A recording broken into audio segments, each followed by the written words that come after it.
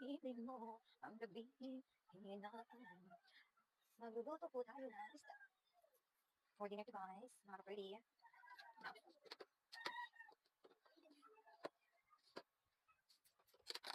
May ano din po tayo, yung alam niyo yung ano, tuyo na pitas, ganito siya sa lanaw. Dinala ng ano namin ang kanina natin dito sa bahay. So, lutuin din natin, tignan natin kung ano ba ang lasa.